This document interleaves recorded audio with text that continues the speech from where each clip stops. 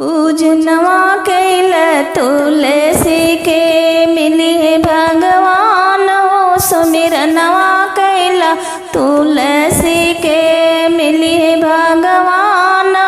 पूजनवा कैल तुलसी के सीता जी तुलसी पूजले बरवा पवली राम जी। सीता जी तुलसी पूजले बरवा पवली राम जी।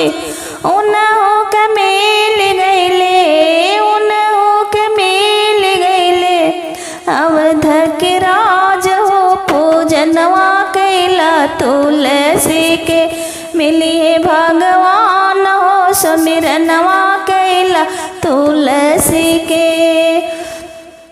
रुक्मिणी तुलसी पूजले बरवा पवले कृष्ण जी। रुक्मिणी तुलसी पूजले बरवा पवले कृष्ण जी।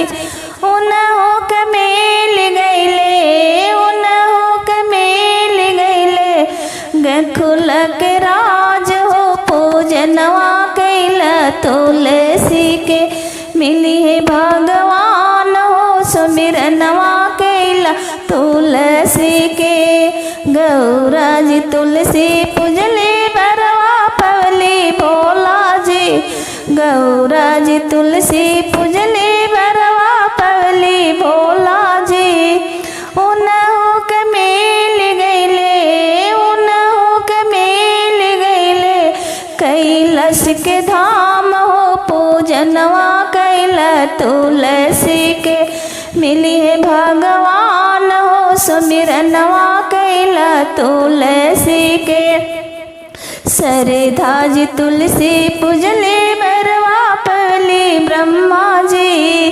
सरधा जी तुलसी पूजले बरवा पवली ब्रह्मा जी। उनहु के मिल गईले उनहु के मिल गईले ब्रह्मलोक के धाम हो। पूजनवा कैला तुलसी के मिली है भगवान हो। सुमिरनवा कैला तुलसी के लक्ष्मी जी तुलसी पूजले बरवा पवली विष्णु जी। लक्ष्मी जी तुलसी पूजले बरवा पवली विष्णु जी। उनहु के मिल गईले उनहु के मिल गईले भवसागर के धाम हो। पूजनवा कैला तुलसी के मिली है भगवान हो। सुमिरनवा कैला तुलसी के मिली है भगवान हो। पूजनवा कैला तुलसी।